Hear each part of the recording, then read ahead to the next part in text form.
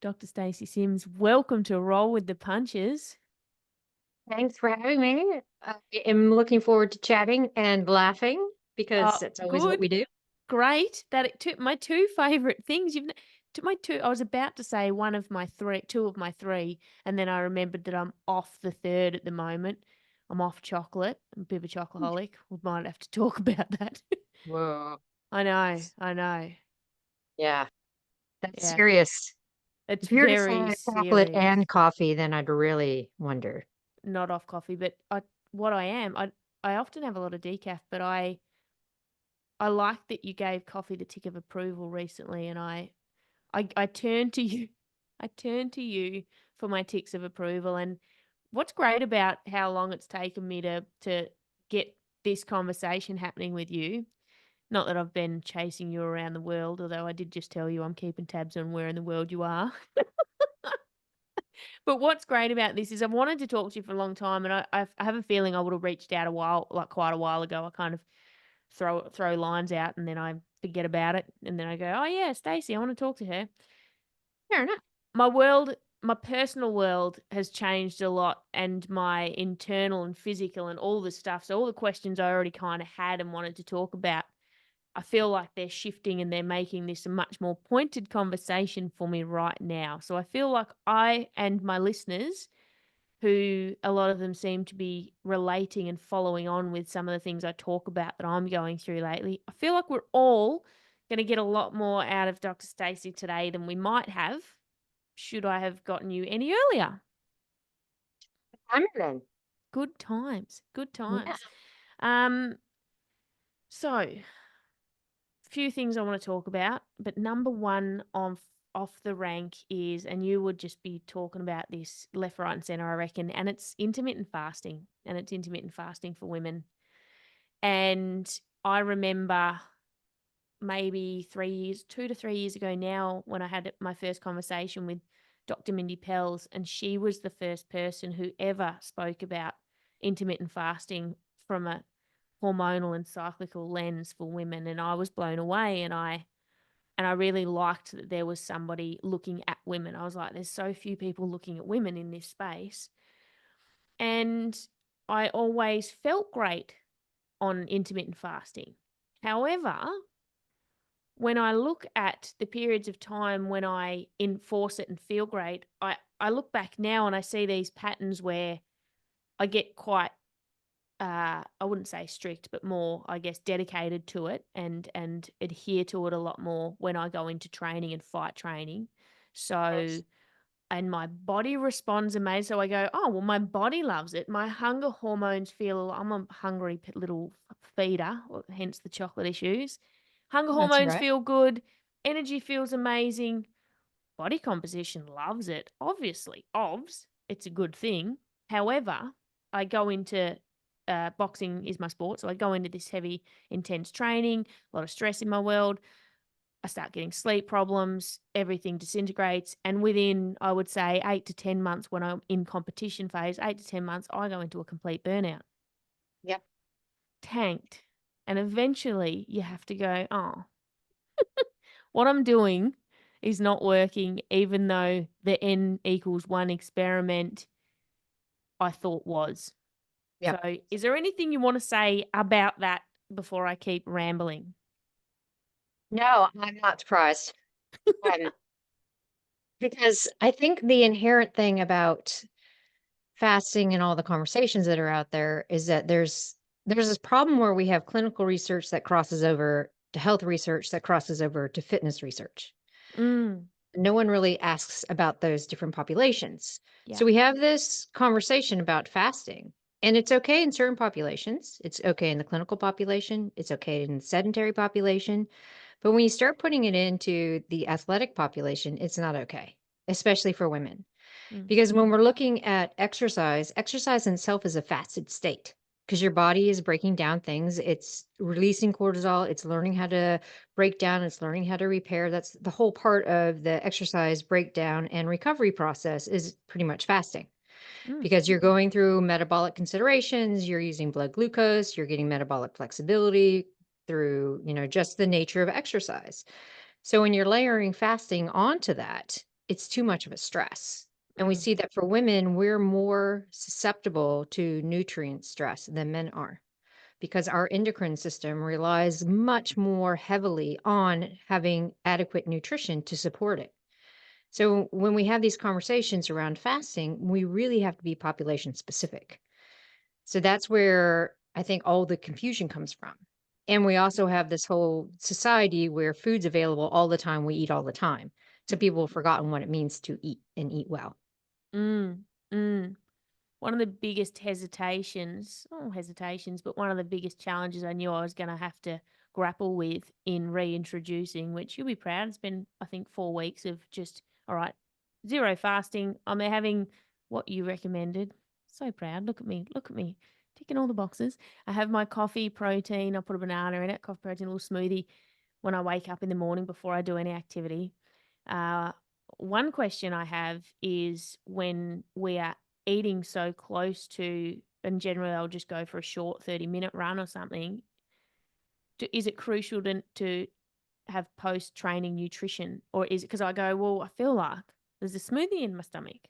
And then I get up and within 10 or 15 minutes, I go for a lot. I'm not going hard or a lot, go for a bit of a run, sometimes a bit harder.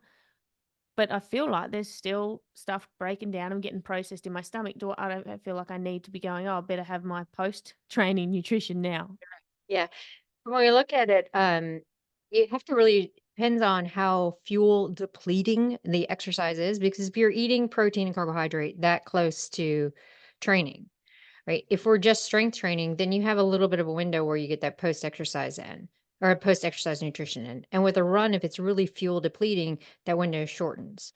But what you also have to understand is the longer that you delay food intake post exercise, the more your body stays in a kind of a catabolic state, a breakdown state, which is okay in some regards, but not really if you're trying to build lean mass and you're trying to shift body composition. So, yeah, you have your smoothie, but then you have what would be the rest of your breakfast pretty soon right after you finish your run. So Yeah. it's not like having your protein smoothie and then an additional big heavy meal, but it's like, okay, if you normally had like breakfast would be like a protein smoothie and some toast with nut butter, then you have your toast with your nut butter after exercise and not another smoothie. So it's like splitting your breakfast. So Yeah. we're not adding more calories per se, but we're also being very conscious of some of the states that your body's in and around training. Mm. Mm. I guess it tends to change the perception, or for me, change the perception of food and fuel and meals and meal sizes probably, because what I liked about the intermittent fasting was I could tolerate that low level, that bit of hunger before breaking a fast. It was a tolerable feeling. It wasn't uncomfortable. However, once I've eaten and I get hungry, you don't want to be near me. And I thought that, and because I eat quite like bigger meals, I thought, well, I'm just going to overeat now because now I'm adding an extra 4 hours of responding to that hunger, which actually didn't happen. And I think it's because I went, well, I need to have this right before I train. I need to have a little snack afterwards. So they became snacks, not meals. And I stopped having such big portions of things, Yeah. So which if is you really spread it interesting. out more across the day, you don't end up with more calories, you just end up with more sustained energy. Yeah. And if we're looking at, like what happens a lot with fasting and intermittent fasting is people end up bookending their calories at the end of the day, right? So they hold their fast, they're uncomfortable, but like you're saying, it's tolerable, right? Yeah. You break your fast, you have a big meal then, and then you're like, okay, I'm not that hungry. And then you're like, oh, wait, my eating window is starting to close. I better have another big meal. So Yeah. you end up bookending most of your calories towards the end of the day, and that's not when your body needs it. So we look at, and this is where it gets a little bit sticky because I'm going to pull from population research, and this is like the general pop, not athletic pop. We look at men and women who are either early or late fast breakers. So if we Mm. say you break your fast early, that's by about 8 a.m. And then you stop eating at 4 or 5 p.m. So your eating window is primarily in the day.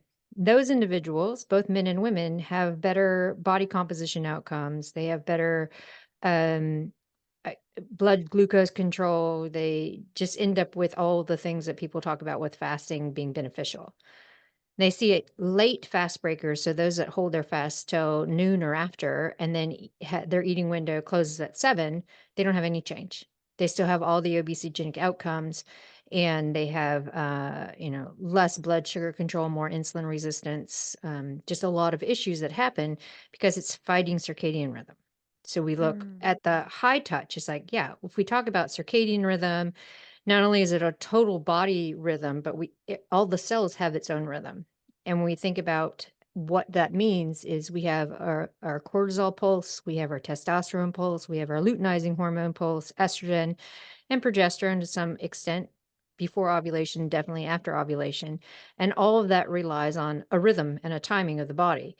And food intake as well as night and day really affect the rhythm of our body. So if we're looking at holding that fast, we're disrupting that rhythm. So our hormonal rhythm gets put out of whack.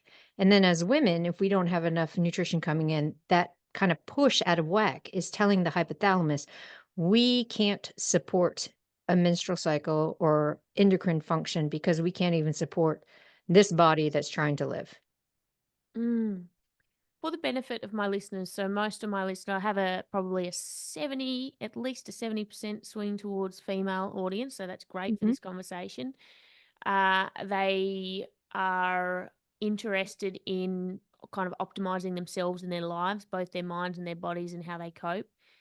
However, uh, they're not all athletes. So I'd like to talk about how we're identifying ourselves as whether or not we are active or an athlete, or like what constitutes sedentary and what constitutes an active person for the purpose of this conversation, especially. Say that if you exercise on purpose, you are an athlete. Bam. I love that. I love that. Because if you think about it, if you're taking time out of your day to purposely exercise, it can be super intense, it can be a recovery day. Yep. You are putting time and effort into maximizing your fuel systems and getting adaptations to improve your health and performance, right? And Yep. that's how an athlete thinks. So I have a lot of women who are like, well, I train 5 days a week. I go to the gym. I do some strength training. I do some running. I do some intensity, but I'm not an athlete. I'm like, oh, yes, you are. Yeah. Yeah. You're not a professional athlete that gets paid, but you are an athlete. So I think it's the reframing of what do we mean? Like sedentary means you don't do anything. Like, you're a person who's parking as close as possible to wherever you need to go. You're not taking time out of your day to do extra walks or anything like that. And you're just the general sad American diet type person. Yep. And Yep. then active might be that you have a very active job. You're a tradie, you're, doing some kind of manual labor. So you're not specifically putting time aside to exercise, but you are super active and your body is under the demands of a continuous need for fuel and recovery. So we can put that into an athletic category as well, because you also have people who make time to train and then they sit all day, but then you also have people who don't have time to train, but they move all day. And when you Mm. look at the training stress, those are very similar. Mm. Thank you. I'm going to get Hmm. through some terms. I'm going to ask about a few terms just so that people can be on the same page, Yeah. both with this conversation and others they listen to. Is there a difference, or is it how we relate to it when we talk about intermittent fasting or time restricted eating? Is it more of an understanding and relationship term? So when we talk about time restricted eating, this is pretty much quote normal eating, where you have breakfast within half an hour or so when you wake up, and you have dinner, and then you don't eat after dinner, Yeah. right? And it's within the confines of 7 or 8 a.m. to about 7 p.m. So it's about a 12-hour window. And when we talk about severe time restricted eating, that falls into intermittent fasting. So intermittent fasting is when you have a very small eating window, or you're purposely withholding food Mm. for an extended period of time. So that can be, I'm going to hold it till noon. My eating window is going to be from noon to 6 p.m. And then I'm not going to have any food after that. That's a time restriction, but it's intermittent fasting because it's such a very large window of time where you're not working with your circadian rhythm and you're withholding food. Mm. Thank you. Mhm. Is there a place for and again, speaking mainly for active people, but is there a place for any, I guess, longer occasional fasts? Is there a benefit? I mean, everyone talks about it for biohacking. Should we be doing a long fast every now and then? No, she's shaking her No, head, everyone. She is like, nope. no. I was laughing because Alan Mm. Argon was on social media talking about, I don't understand why people are fasting when they exercise. You want to talk about autophagy? That happens when you exercise. I'm like, yes, I've been saying that forever. Why is it taking a dude to say this for people to listen? Right? Oh, Makes me so mad. Yeah, so there isn't a time. I'll have people say, "Well, on my recovery day or rest day, should I be fasting?" Absolutely not. That's when your body's doing most of its reparation, and that's when you want to refuel and give it its building yeah. blocks. That's what we are looking for because exercise in itself is a stress. The way you get fitter is how your body recovers from it. So if you're withholding nutrient building blocks from your body when it is trying to repair and recover and adapt, you're not going to get fitter. Mm. Oh, I love that. All right, I've got one thing that makes me very irate. I hope you get fired up about it. I want you to clear it up. I want you to, and it's mostly Mhm. males, and they're males that I'm not gonna, they're males that I respect. Right, they're in the industry, they have credibility, and with me. But when they go on this rant on socials, I lose my shit. And then when I'm talking about it with my clients and my people, I'm like a crazy person losing my shit about it. The Yeah. whole calorie conversation, because I think it targets women. If you're not losing weight, you're miscalculating your calories. Calories are all that matter. Please put this to bed for me, Stacey. Yeah, no, I get so irate about that because it is not calories in, calories out. The body is not a simple algorithm. And we see that you could have 400 calories worth of protein versus 400 calories of ultra processed carbohydrate. They respond in the body differently. And so it's not about calculating calories. It's about taking care of your gut microbiome, how much fiber, fruit, and veg you have, getting good protein in, making sure that you're working with your circadian rhythm. So there's all these sorts of things that really are just basic. But when you have that whole rhetoric about calories in, calories out, you're miscounting. It's like the margin of error in all of these calorie apps is so huge that you cannot rely on them. Mm, Even like food photography that a lot of researchers are now using, where you take a picture so you can see exactly what the portion sizes are, even that has a huge variability of error in it. So it's not about counting calories and weighing your food. mm, It's more about the quality of your food and when you eat it. If you're having issues losing weight, it's more about, okay, let's take a high touch and look. If you're usually 80-20 on it, so 80% of the time you're really on to good nutrition and 20% is that fudge factor. Well, maybe you have a really hard look at that 20% and make it 10%. mm. So you're really, really dialing in your protein at every meal, the timing of your food, and then maybe you have a 150 calorie deficit at night. Usually it's booze, or for some of us, chocolate. We're soul sisters. Yes, we are. So then you're like, okay, well, I'm gonna take that little bit of extra out, and then your body comp just responds better. Yeah. Yep. Yep. It's so interesting, the whole listen to your body conversation. And that's one of the things that gets me irate when they talk about that. Because it's like, it, fine, there's a calculation there that's answerable to calories in, calories out, but it discounts the reasons. It discounts every reason that's throwing the body out of its ability to have us functioning the way we naturally were supposed to. Yeah. And when you're looking at the conversation around that, if men withhold calories, they are more apt to lose weight quickly.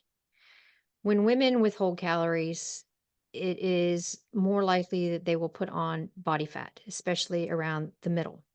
Mm, And this really has to do with sex differences in nutrition density, has to do with the hypothalamus, it has to do with metabolism in itself, because men's bodies, they go through blood sugar, glycogen, muscle glycogen, liver glycogen, and then they get into fat burning. So they don't rely heavily on fat burning, whereas women, we're like blood sugar fat burning, and we rely more on fat burning. And so if we are withholding calories and we are constantly in that fat burn state, the hypothalamus is like, "Hey, what's going on? We need a little bit of carbohydrate to maximize that fat burning. And if we're not getting it, then that means that we're under threat." So we start down turning the thyroid, we start down turning all of the things and start losing our lean mass because the body's like, we need some building blocks and we're not getting them. So Mm, this is another reason why when we start seeing calorie deficit in the research, that men do so much better.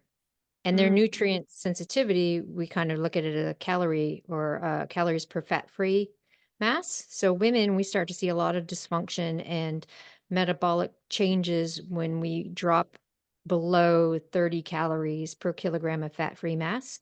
But for men, it's 15. So there's a wide window mm. where we're looking at, okay, men can get away with a lot more because their bodies are more resilient to less nutrition.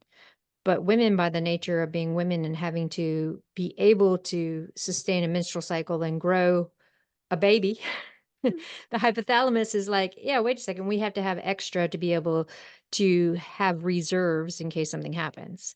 So are specific sex differences within appetite, appetite control, endocrine function, and this all plays into the ability to lose weight or put on lean mass. Yeah, great. So for the listeners right now that are on a weight loss journey that are listening to you and going, "Oh, cool, but oh, fuck. Mm. That was my metric." What's your advice to them? How do they go from is there a place for looking and monitoring calories and how should it be done or what should we replace it with?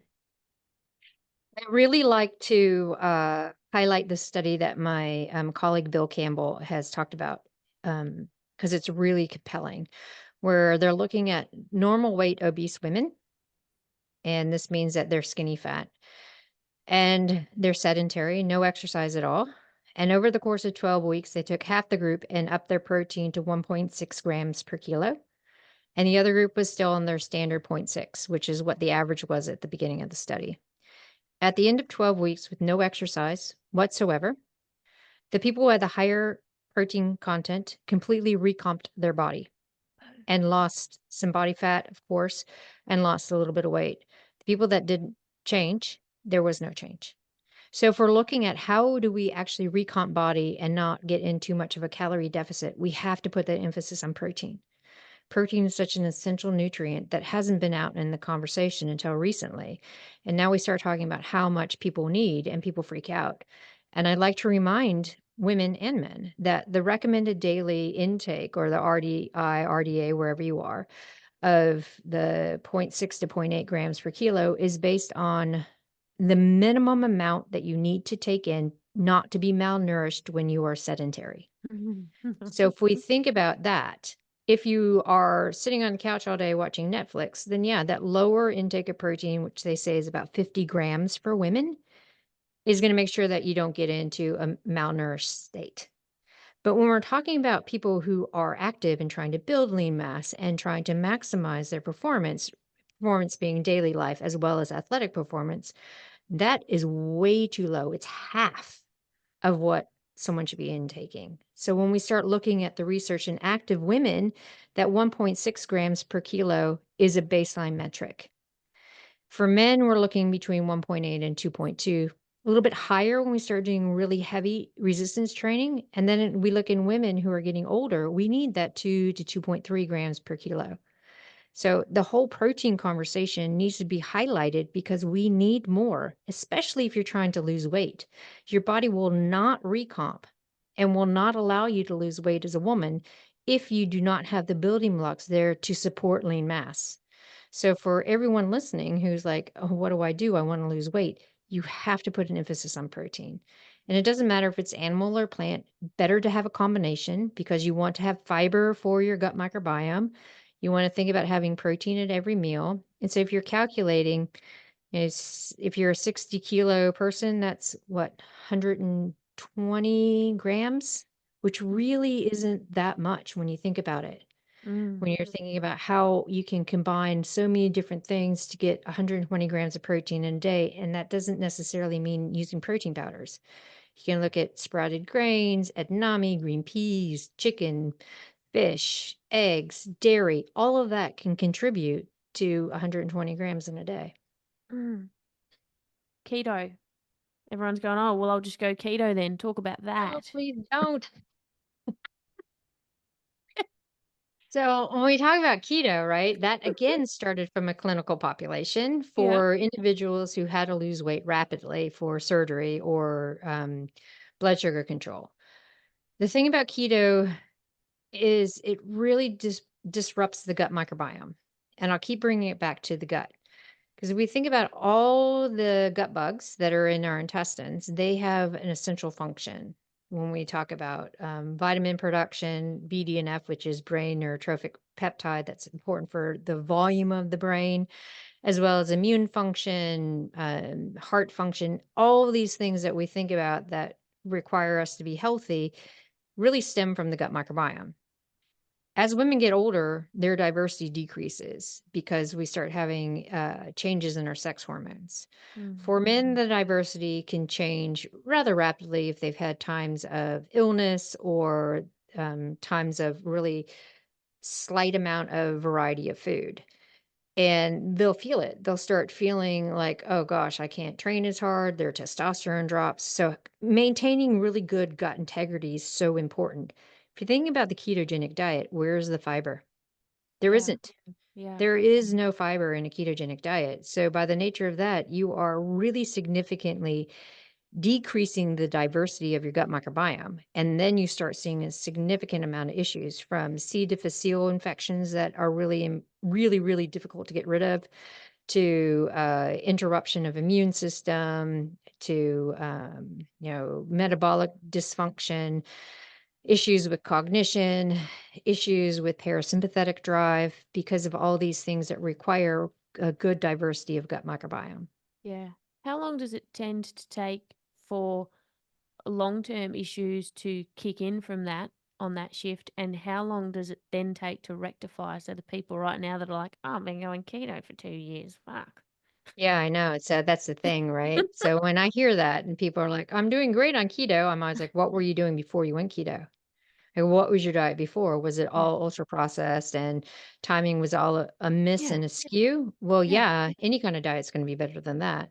But we start to see the long-term effects. It can be 6 months to 3 years down the track. It depends on the person. And because we are our own critics, we don't really see on the outside what's happening, right? Because it's a rather slow process for us. And so each day is something that we feel, but we don't put it all together. So when Mm. you look at someone from 2023 to 2024, right, what they look like in 2023 and their health status, and they're following the keto diet for a year, and then you look at it again at 2024, as a physician, they're often worried. And then as a physiologist, I'm like, yeah, okay, we got to check this out because I'm worried about, your endocrine system. I'm worried about how you can fight immunity. I'm worried about your lean mass, and I'm really worried about your gut microbiome. Yeah. Yeah. Now I know you're plant-based, but I'm gonna ask a question or I'm gonna make a statement about carnivore. There's never been a person that I've seen talk about, and they do like to talk as much as the plant-based people like to share their views. Carnivores, I think, are worse. Uh, but I've actually never seen anyone on it that's been on it for a while that actually has a healthy looking face. I feel like anyone that comes to me and says, I'm on carnivore, it's amazing, blah, blah, blah, all my they get their blood work done. My blood markers are amazing. But their face looks red and strained and unhealthy. Hmm. What's going on? Again, gut microbiome, Yeah. right? So you think about it, and things like 95% of our serotonin production is in the gut, right? Yeah. Think about sleep and relaxation and parasympathetic drive. Yeah. You're reducing it because you don't have the gut bugs that are going to produce it. We think about collagen and our peptides. If you have nothing but meat, then you're not going to have the vitamin C and the zinc that you need to help those collagen and those peptides work. So we're not designed as humans to be just one specific type of, you know, just carnivorous or vegan, or, Mm. we're designed to be omnivorous. And I say that as plant-based, but I'm plant-based. I'm not vegan. So there's, I quantify that Oh, in the fact that, can you describe what that mean what you mean, or is that a universal term? Is that what well, we're starting to use it more and more in lifestyle medicine, because the idea of being plant-based is you look at your plate and most of what you're eating is plant sourced, right? So Yeah, you're having a wide variety of fruit, veg, grains, that kind of stuff. yeah. And then you might have some lean meat on there, you might have some dairy on there, you might have some eggs to give a little bit of animal protein. When we're talking about vegan, there's no animal protein, whatever, Yeah, or yeah, right. whatsoever.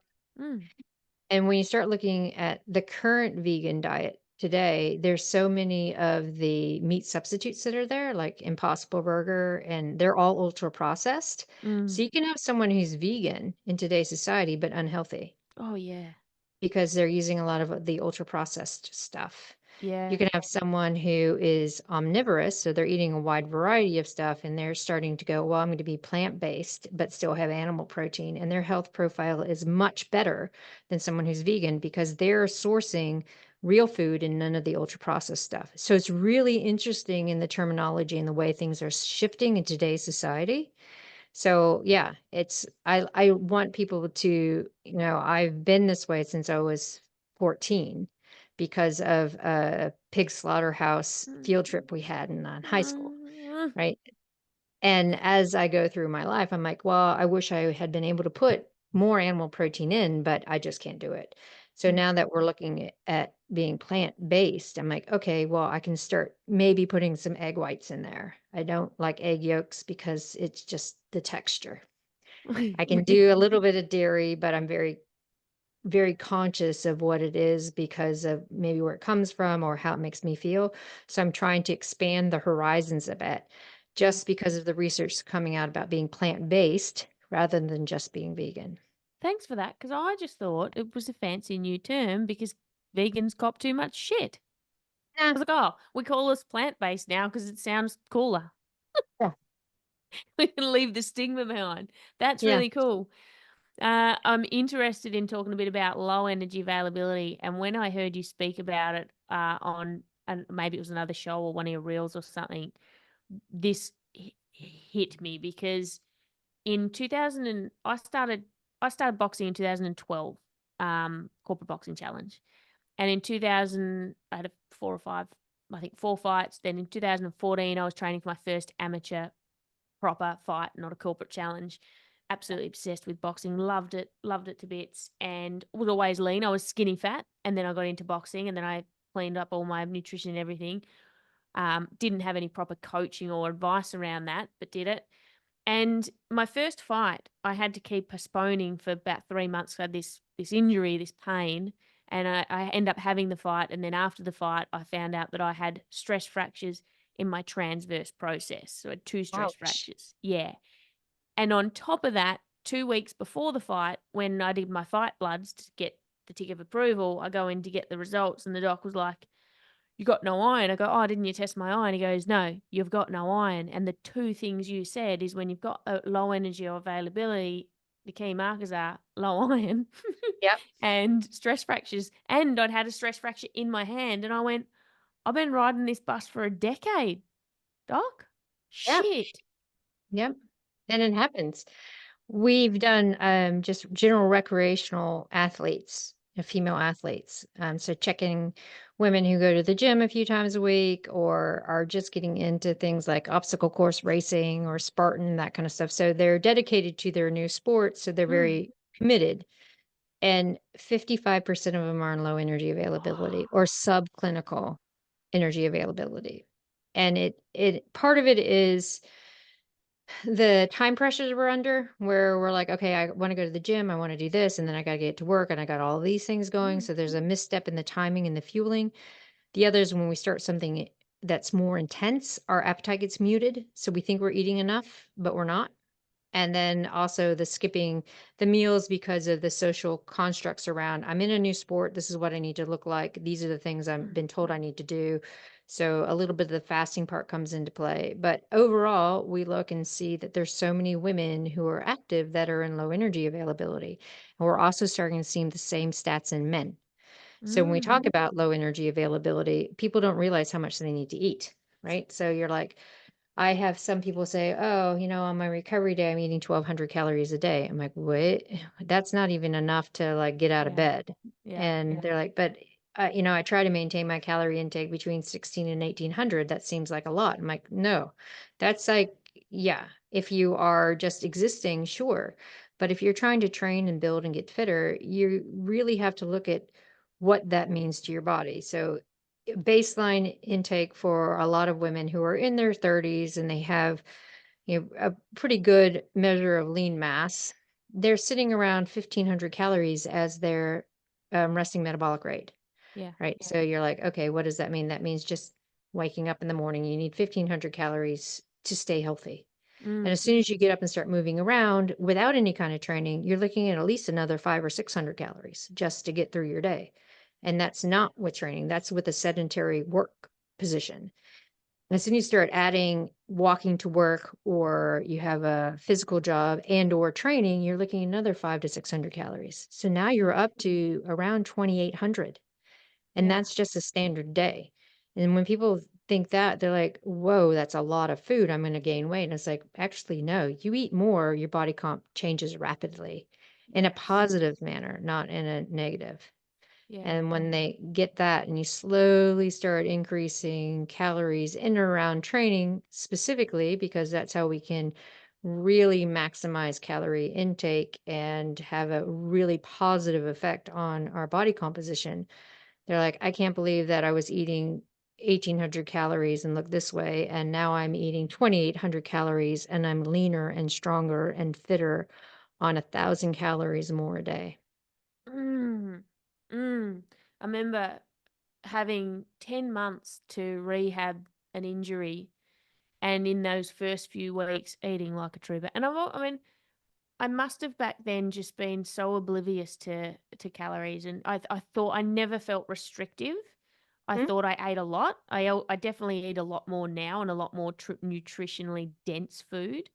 mhm. But I must have. I'd love to know actually how much I was eating back then, thinking that Yeah, I was, oh, I'm eating like a horse, like fucking yeah. right. And you're like, actually, You're one of no. the people that annoy you now. Yeah, You've just got no fucking idea. But I had yeah, this time off. I was probably eating. I felt like at the time I remember thinking I'm eating twice as much as I was when I was training. I should stop this before it. And I remember catching up with a good friend. She hadn't seen me for 3 weeks. I had a hoodie on. Wasn't even like I was in loose clothes. She was like, "Are you eating? You look like you're losing a lot of weight." And I was like, "What? Am I ever? What's yeah, going on?" yes. And it was, I guess, that body rebound thing going on. The body going, "Oh, thank Christ, you've stopped training like a crazy person." Mm, yeah. I Insane. finally have What? energy. Hey. I finally have energy, Yeah. right? Can you Yeah, describe briefly to people what is that costing and doing to our body and our function? Because I don't want people just to think, yeah, like what's the cost? Because people are like, well, trying to lose weight, what's low energy availability? What I need to fuel my workouts? Like yeah. what's it? Yeah. What do you do for long term? Yeah. So we know that low energy availability is the precursor to what we call relative energy deficiency in sport, which used to be like overtraining syndrome, where you Mm. have uh, dysfunction in endocrine system where people used to say, oh, it's adrenal fatigue, but it's not. We have cardiovascular mishaps where you start having heart palpitations. You have a change in your blood lipids where your cholesterol skyrockets, your low density lipoproteins are really super elevated. So you have an increased cardiovascular risk factor. You have insulin resistance. You have low bone density. You have gut issues, a lot of mood issues. And so people are like, whoa, what's going on? And if you go to a physician and they're not really understanding that you as an athlete and this relative energy deficiency in sport, they'll tell you, oh, you're highly stressed. We need to look at using a serotonin reuptake inhibitor or some other stress management. And then they might even tell you to train, to do some exercise. But in actuality, it's a complete degradation of all systems of the body. Every system of the body is fighting to have energy to keep doing what it's doing. And since every system in the body is fighting for that fuel, they are taking a big hit. So we see, your thyroid function turns down. We really see a decrease in women's thyroid function within 4 days of continuous low energy availability. So if Mm. you've been in it for a very long period of time, you might sit on the low end of normal for thyroid function when actuality you should be in the middle to high end. So we look at reference ranges too, and reference ranges are starting to shift because they're based on our sedentary sick population, not on our athletic population, which Yeah. is why we also see low ferritin. It used to be when you were on 50, this there got concerned. Now it's down to 16 because of the shift in the general pop. So if you're an athlete and you're sitting around 20 or close to 16, that is way too low. So I you was need 5. I was sitting at 5 when I had that test. 2 yeah, weeks out from a title fight. oh God, Not awesome. hopefully you had an infusion. I Maybe did. I did. I had so good. many infusions that the next time, months later, I went for a blood test. The other doctor went, "Your your iron's 10 times higher than it should be." And I went, "Oh, I had a bunch of infusions." He goes, "Did he look at your weight?" Like, and also back then, here's the deal. Also, no looking into why is your iron? Oh, your iron's low. We'll jam some iron in you. Yeah, No no question. He reason goes, why. Was there a test done, or did we look in? I'm like, nah, no guidance. No, Sports just doctors okay. Yeah, too. great. Terrifying. Yeah, used to working with men, maybe. 100%. Well, boxing doctors, so Yeah, yes. Yeah. it's improved, but Yes. for the Yeah. most part, we hope Yeah. it is. Yeah, Yeah. And it's a difficult sport to navigate in that because you got people, I mean, it frustrates me, the whole weight cut. I never had to play that weight cutting game because obviously I'd been playing it for yeah, for years in just my low energy availability. So I didn't need to cut to make weight. I always sat quite consistent.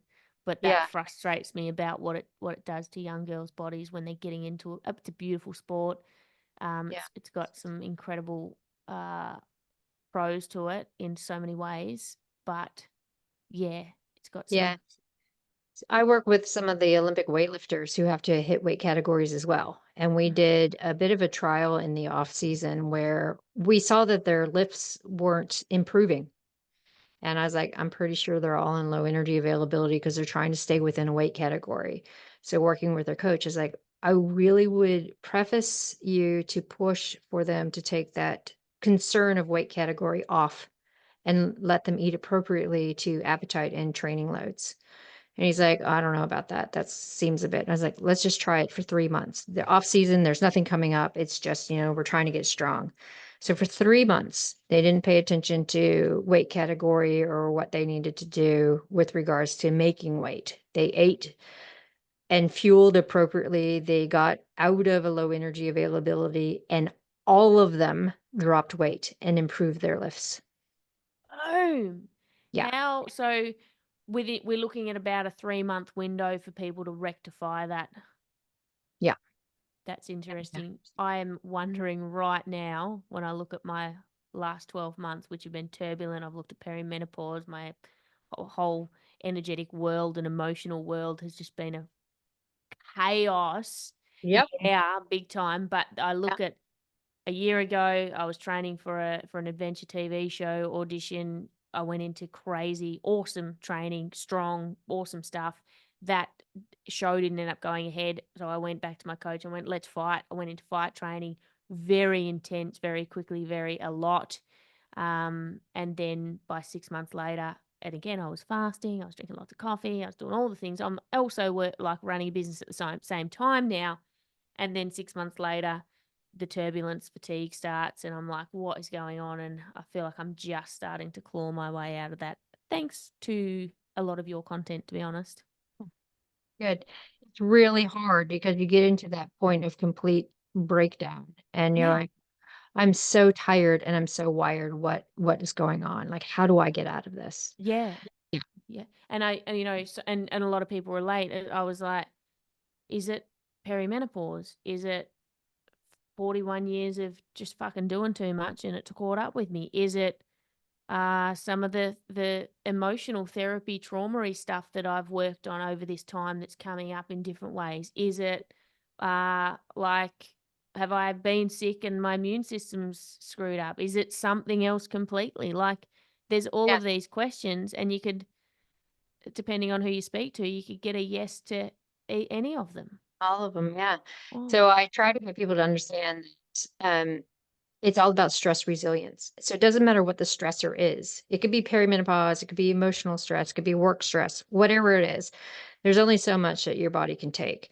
And the comeback from that lack of stress resilience is the same. It is putting a precedence on getting really good sleep because you mhm, can't change anything if you're sleep deprived. Then we look at the other three, which is your movement and nutrition, and then your social interactions. So we work on sleep first, and then we look at movement and nutrition. Nutrition often comes last because that's the hardest to change. mm, Where we can look at movement and tailoring movement from intensity and duration and energy levels and really working that to make it work for our mind and our body to make us feel better and feel energized rather than drained. And then we start working on social interactions and nutrition because they're often intertwined. So it doesn't matter really what the cause of that lack of stress resilience is. It's how we get out of it and how we're empowered to get out of it. So it could be perimenopause, but the answer perimenopause and low energy availability is the same. We want to work on sleep. We want to work on nutrient timing. We want to work on increasing our protein intake and really making sure that we can get parasympathetic activation so we get out of that tired but wired state. We also see that with emotional and sociocultural missteps, right? Where it's highly stressful and we cannot get into parasympathetic activation. So we stand around feeling tired but wired, and drop of a hat, we have the emotional reaction to any kind of stress of right? And so mm, what's the answer to that? It's getting the good sleep, it's having the mindfulness, it's having good nutrition and movement. So the cornerstone of all of those are still the four pillars. So we can mm, modulate and we can periodize those four pillars according to where we are in our stress resilience journey. So yeah, I'm really sorry that you had to go through all of that and you're clawing your way out, and it's just if anyone else is listening, you can relate to it all, right? mm, I've been there. I've been working my way through it over the past few years as well. And we are all having the same end result of this complete chaos and sympathetic drive. And if we take that step back and say, okay, well, I know that I need to work on getting sleep and my sleep quality, because then that makes everything manageable. Then I can start looking at the movement and the nutrition and my social interactions and what drains me and what doesn't, and what energizes me and what doesn't. I've had to completely change my approach to training, which has evolved over the years. I used to just be like high, everything was high intensity, all of the things. I Yeah. only started the real heavy strength last year when Harp started training me for that, and I went, "Oh, this is great and great for me." So, yeah, long sessions of flogging myself because I loved it, Hmm. and I've changed that a lot. But what I've found in this last 3 weeks of just going, all right, back to a baseline, peel everything back. Um, I'm not having much tolerance for even the short, sharp hit and sit training. I might get you to talk a little bit about how us women and women of our age should, and the benefits of training, what we should aim for, and what it all means: hit training, sit training, strength training. But yeah, it's a couple of more intense sessions that I've attempted where the I'm still getting that reaction of like, no, and the recovery, I tank in recovery and mood and fatigue, and I go, okay, maybe I just need to wait it out a bit. But it frustrates me because I know, like, I'm kind of sitting in that just zone two everyday movement Yeah. stage. Yeah. And when I work with professional athletes who can't stop because they have a contract and that's their job, right? Yeah. And we need to pull them back to get them out of low energy availability and get their immune system and everything up. We bring it all right back to strength training. So we're doing nothing but strength work. We're doing mobility, and then we might pepper it with some plyo just for a bit of high intensity, but not enough to be fuel depleting or energy depleting. And so the body's repairing but getting strong at the same time, and the outcome is better performance. and they are still meeting the needs of their contract and still being able to get paid. So Mm. it's not that you're waiting it out. It's just your body's like, from a central nervous system response, I can't keep repairing with the high intensity. So you just keep on the strength and keep moving through the strength component of things. And that's Mm. going to keep you strong and agile. So then when your body's like, yeah, I can take on that high intensity, then you're set to go. You are resilient enough to be able to take on that high intensity and not get injured. I love that. I love that. Um, can you share a little bit about the difference in hit training and sit training and what offers are out there, or what the general public perceives those things to be that maybe aren't, like going to classes, CrossFit, F45, putting their own workouts together? What ticks the box and what definitely doesn't? Yeah, I think people think high intensity is feeling completely flogged. And we've gotten so used to it's not a good workout unless you feel completely exhausted and you're a sweaty mess. So people think that that's what high intensity is about. But when we pull it right back and say, what we really want to do is we want to have a polarized effect in our workout where the intervals are very specific to do something specific and we have recovery so that the next interval can be just the same. So when we talk about high intensity interval training, this is where the interval part is between 1 and 4 minutes, between 80 and about 90% of your max. And the recovery between intervals is about 50%. And we're looking at more of a metabolic recovery, and it can be variable. It could be a 1-to-1 ratio, it could be a 2-to-1 ratio. So that would be 1 minute on, 30 seconds off. But the whole gist of high intensity interval training is the intervals are a bit longer, recovery is variable, and we're looking for a metabolic stressor.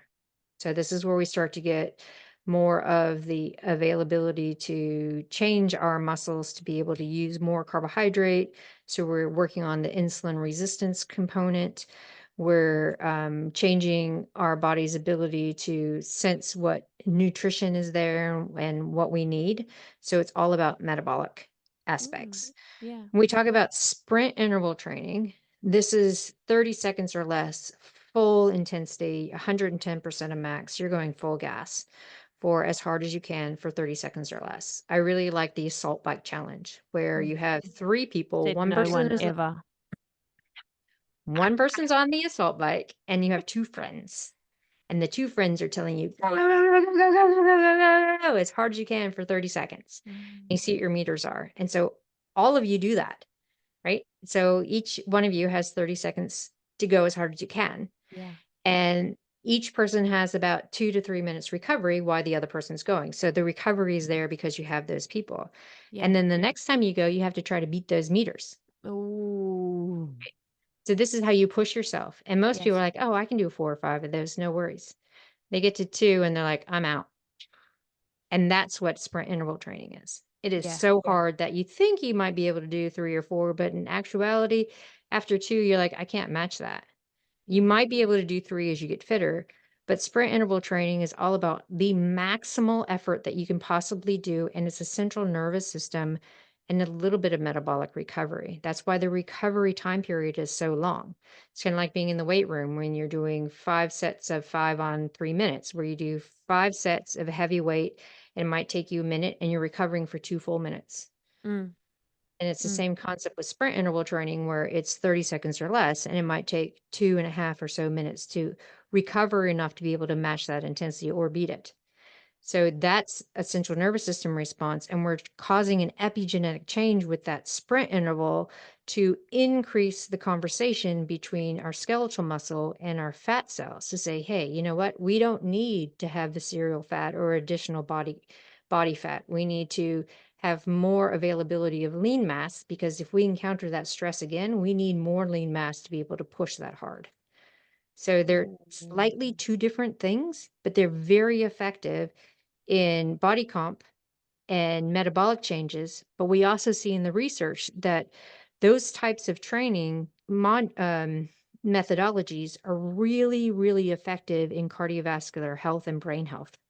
because they are so intense, creates a different blood pressure and shear stress on the blood vessels that improves overall cardiovascular responses.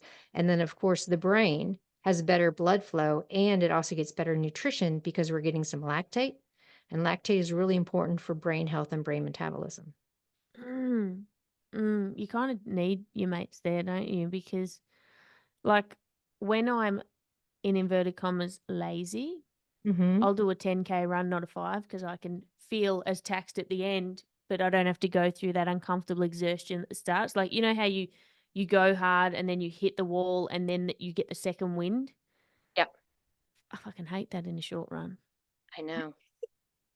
And it's the same with with that intense training. I know it is. You do need your friends around. Or even if you go to a gym, you don't wanna look like, you have people around you that that might not know you, but you still feel like you really have to try because there are people around you. Yes, yes. Yeah. Do you have any time to just go over the strength training component? Sure. Yeah. Yeah, yeah. So when we talk about, strength training, I had a message this morning from a friend who's in the industry, and she's like, "You know what? We really have to talk about women lifting heavy because I'm still surrounded by all these, um, ladies who lunch," is the polite way of saying people who exercise and think they're doing things right.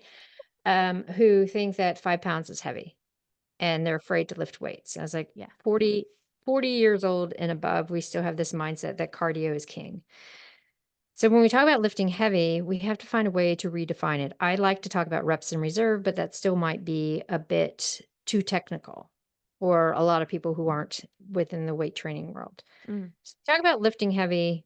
It might take 6 months to a year to actually learn how to lift heavy, to do 3 reps properly with form. So I tell people, look, we're looking to increase our ability to push load and to lift load. The reason for that is we need strong muscle, we need strong bone, and we want additional neural stimulation to keep the brain going so that we don't get cognitive decline and Alzheimer's. So the way we do this is we start to look at how you move. And when you start moving well, we start adding load. Ideally, we want to work up to you being able to consistently push 80 to 100% of your 1 rep max. What does that look like? What does a 1 rep max look like? It's hard to say because it changes on the day. Mm. So we go by sessional RPE. You walk in, you're like, how do I feel today? I have 5 by 5. So that means 5 reps, 5 sets at 85%. So I'm going to go in and in my warm up, I'm going to lift to a point where I know that I could do probably 2 or 3 more reps at that load with really good form. Well, that's your starting weight because that is 2 to 3 reps in reserve. And that's about 80% of your 1 rep max. And Mm. that's where we're going to start. So on the day, it could be you go in, you're like, I can only squat 50 kilos today. And usually I could squat 65. That's okay. You're going to do 5 by 5 at your 2 rep in reserve at that 50. So it's really interesting terminology in and around the lifting, but we want to get Mm. people away from the 10 to 12 reps, the idea of hypertrophy and working to failure.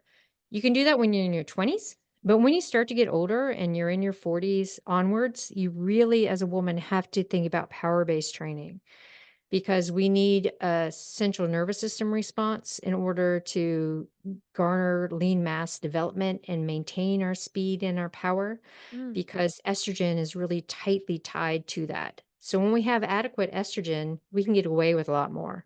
But when we start losing estrogen and our ratio of estrogen and progesterone start changing, we have to look to an external stress, and that's that resistance training component. And we're thinking 2 to 3 really solid resistant training sessions a week. And when you start getting too fatigued or you're under a lot of stress, you can still do resistance training.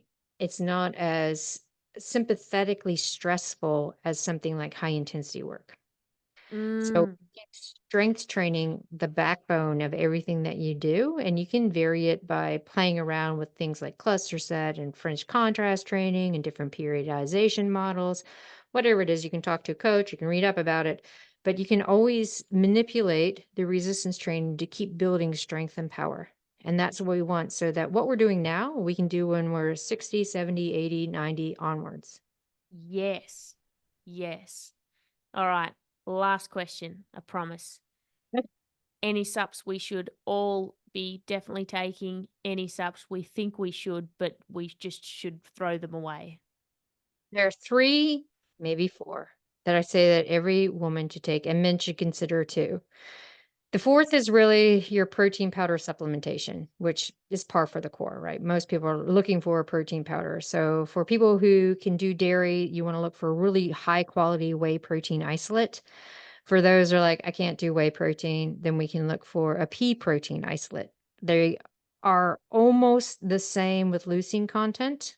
So they're really good matches for what we're trying to do. When we talk about true supplementation, creatine, omega 3s, and vitamin D3.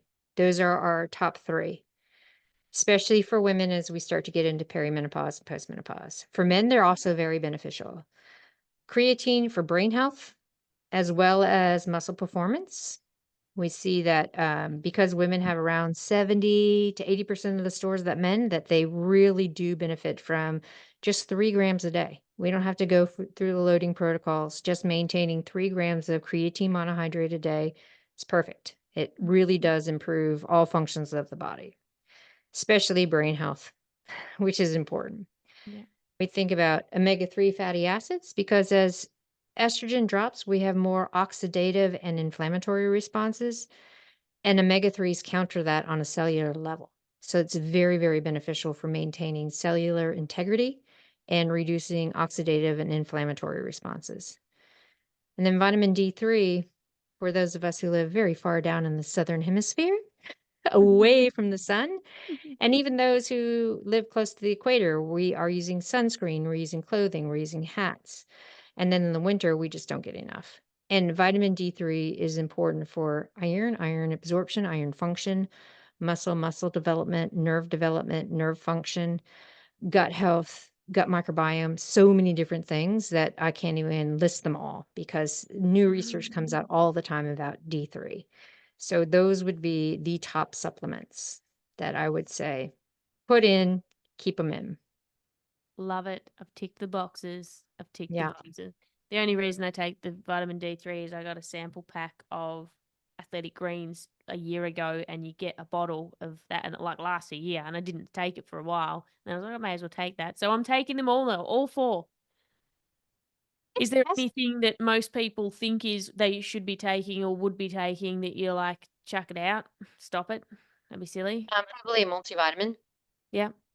the general multivitamin, because most of the time they have like calcium and iron in them, and calcium and iron bind and are excreted. They have a high level of B vitamins that get peed out, and it's better to be specific. So, if you want a multivitamin, go for spirulina. Like spirulina is nature's multivitamin, and you have all the cofactors in there that actually help all those vitamins work together.